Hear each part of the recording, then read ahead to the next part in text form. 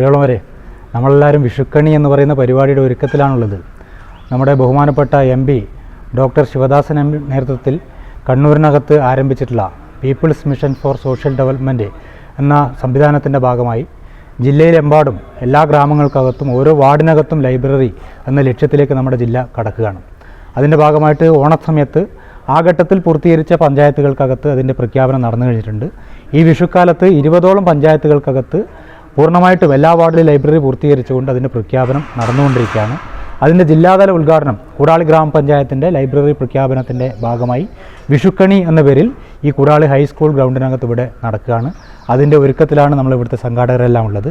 അതുപോലെ തന്നെ വായനശാലയുടെ കൂടാളി വായനശാലയുടെ സെക്രട്ടറി ആയിട്ടുള്ള കരുണമാഷ് ഇവിടെയുണ്ട്, നേതൃസമിതിയുടെ ഭാഗമായിട്ടുള്ള സോമമാഷുണ്ട്, ലൈബ്രറിമാരുണ്ട്, നമ്മുടെ നാട്ടുകാരുണ്ട്. ഒക്കെ എല്ലാവരും ചേർന്നുകൊണ്ട് ഈ പരിപാടി വിജയിപ്പിക്കാനുള്ള ഒരുക്കത്തിലാണ്. നാളെ 2 മണിക്ക് ഇവിടെ ജില്ലാതലത്തിലുള്ള കാവ്യാലാപന മത്സരം നടക്കുന്നുണ്ട്. അതുപോലെ തന്നെ 3 മണി കഴിയുമ്പോൾ നമ്മുടെ പഞ്ചായത്തിനകത്തുള്ള ഓരോ വാർഡിൽ നിന്ന് വായനശാലകൾ കേന്ദ്രീകരിച്ചുകൊണ്ട് പ്രവർത്തകർ പങ്കെടുക്കുന്ന ഘോഷയാത്ര നടക്കുകയാണ്.